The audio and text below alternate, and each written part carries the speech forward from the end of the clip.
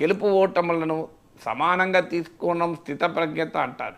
ఆ స్థాయిలో లేకపోయినా కనీసం రియాలిటీని యాక్సెప్ట్ చేయాలి కదా. ఇప్పుడు చంద్రబాబు నాయుడు వెళ్ళలేదు అసెంబ్లీకి. ఆయన 9 ఏళ్ళు ఆంధ్రప్రదేశ్కి ముఖ్యమంత్రిగా జాతీయ రాజకీయాల్లో కూడా గుర్తింపు తెచ్చి ఈవెన్ అంతర్జాతీయంగా కూడా చంద్రబాబు నాయుడు పేరు వచ్చింది. బిల్ గేట్స్, బిల్ క్లింటన్ లాంటి వాళ్ళు హైదరాబాద్ క్యూ కట్టారు. ఆ స్థాయిలో గుర్తింపు వచ్చాక కూడా 2004లో ఓడిపోతే ఒక్కసారి 5 ఏళ్ళు కాదు 10 ఏళ్ళు ప్రతిపక్షంలో కూర్చోలేదు, ఆ రోజు రాలేదు అసెంబ్లీకి. అలాగే మళ్ళీ 5 ఏళ్ళు విభజిత ఆంధ్రప్రదేశ్ కూడా ముఖ్యమంత్రిగా ఉండి తర్వాత కూడా 23 మంది ఎమ్మెల్యేలే ఉన్నా కూడా అందులో 3 వెళ్ళిపోయినా కూడా ఆ 20 మందితోనో 19 మందితోనో రోజు అసెంబ్లీకి వచ్చారు కదా. సో మరి చంద్రబాబు నాయుడుకు ఉన్న పొలిటికల్ స్టేచర్ చాలా ఎక్కువ జగన్మోహన్ రెడ్డితో పోలిస్తే. సో చంద్రబాబు నాయుడు ఏ రకంగా చూసినా వయసులో పెద్దవాడు, రాజకీయ స్థాయిలో పెద్దవాడు కదా. సో సీనియారిటీలో కూడా పెద్దవారు, 14 ఏళ్ళు ముఖ్యమంత్రిగా ఉన్నారు. సో అయినా కూడా చంద్రబాబు నాయుడు 5 ఏళ్ళు ప్రతిపక్ష నేతగా తన పాత్ర తాను నిర్వహించాడు. ప్రజలు ముఖ్యమంత్రిగా పాత్ర ఇస్తే ఆ పాత్ర నిర్వహించాలి, ప్రతిపక్ష నేత పాత్ర ఇస్తే దాన్ని నిర్వహించాలి. కానీ నేను అడిగింది ఇస్తే నేను నిర్వహిస్తా అనడం కరెక్ట్ కాదు కదా. అందువల్ల ప్రజలు ఎప్పుడు అంగీకరిస్తారు? చంద్రబాబు నాయుడు ఎందుకు అంగీకరించారు? అవమానాల్ని భరించి వైసీపీ 151 సభ్యుల గుంపుతో రోజు దాడి చేసి వ్యక్తిగతంగా అవమానించి కుటుంబాలను కూడా తీసి అత్యంత అభ్యంతరకరంగా అవహేళన చేసి చిటికేస్తే నీ సంగతి కావున్న ప్రతిపక్ష హోదా కూడా పోతుంది అని జగన్మోహన్ రెడ్డి అంటుంటే ఇవన్నీ భరించాడు కదా.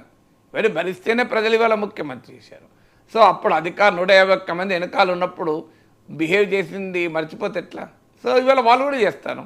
నీకు 151 ఉన్నప్పుడు మీరు ఎలా వ్యవహరించారు, 164 ఉన్నోళ్ళు అలాగే వ్యవహరిస్తారు. వివరించకూడదు కానీ రాజకీయాలు అంతే ఉంటుంది కదా. వాళ్ళు కూడా ఉప్పు కారం తిన్నవాళ్ళే కదా. సో అందువల్ల మీకు ఎలా రేషం ఉంటుందో వాళ్ళకి ఎలా రేషం ఉంటుంది.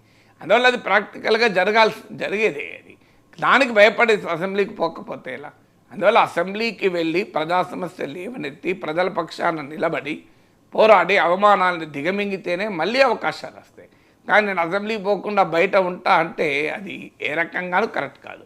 అందువల్ల ఇప్పటివరకు అసెంబ్లీ సెషన్స్ వెళ్ళకుండా అసెంబ్లీలో ప్రభుత్వం వైట్ పేపర్ పెడితే నేను మీడియాలో దానికి ఇంకో పేపర్ పెడతా అంటే అది మీడియా ముందు పెట్టే వైట్ పేపర్కు అసెంబ్లీ ముందు పెట్టే వైట్ పేపర్ ఒకటి కాదు కదా.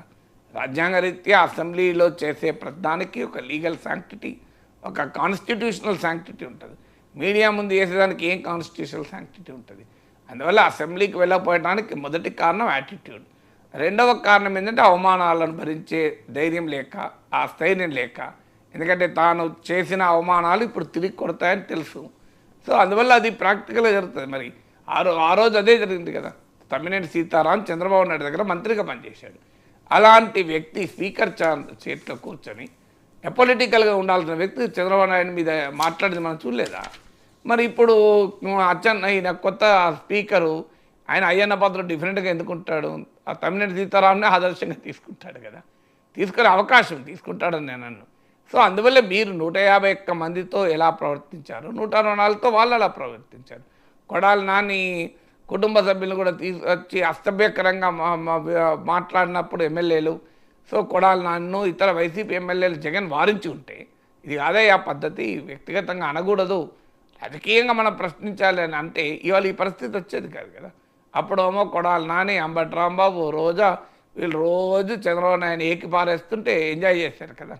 ఇవాళ మళ్ళీ అనుభవించాల్సి వస్తుంది. సో అందువల్ల ఎవరు చేసిన కర్మను వాళ్ళు అనుభవించక తప్పదు అని భగవద్గీతలో శ్రీకృష్ణ పరమాత్మ అట్టుగా చెప్పలే. సో దట్ ఆ తాత్విక చింతన, ఆ వేదాంత వైరాగ్యం అన్న రావాలి. ఇది సహజమే, ఏం చేస్తాం, మనం చేస్తాం పని మనకు వస్తుంది అన్న రావాలి. అందువల్ల ఆ ధైర్యాన్ని ప్రదర్శించగలగాలి, అవమానాల్ని ఎదిరించగలిగేటువంటి మనోస్థైర్యాన్ని ప్రదర్శించగలగాలి.